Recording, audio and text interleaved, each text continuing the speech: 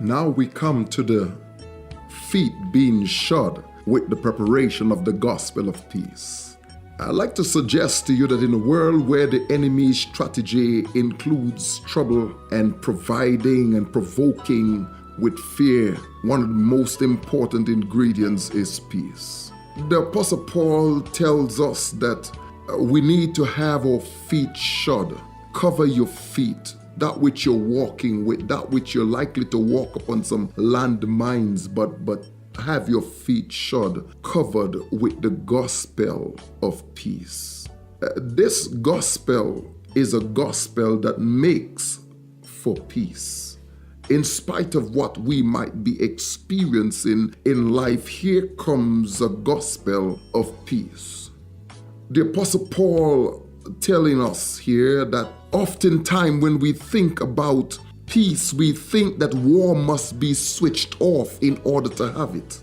But the apostle says, but this is different. This is walking in peace amidst war. I came to talk to somebody in Radioland whose home might not be peaceful, whose life might not be peaceful, whose relationship might not be peaceful. Somebody who needs to hear Jesus saying, peace be unto you. We all at some point in time need peace. Some of us need peace because of what's happening inside of us. And some of us need peace because of what's happening around us.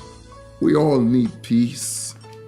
I heard the story of a man who went down to the police station one night and said, "Lock me up.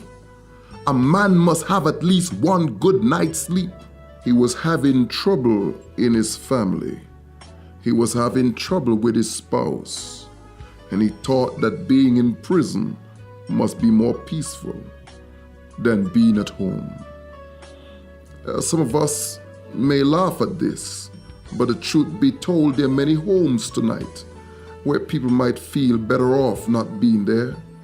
There's some sons on the street at this Christmas season where they believe that home is worse than out here. There's some people who are not sleeping in the homes that they built because they're dying for some peace.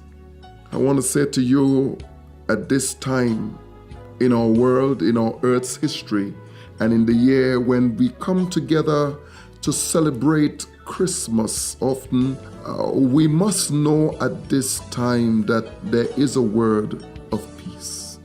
Jesus is called the Prince of Peace. It is this gospel of peace that I came to share with you today.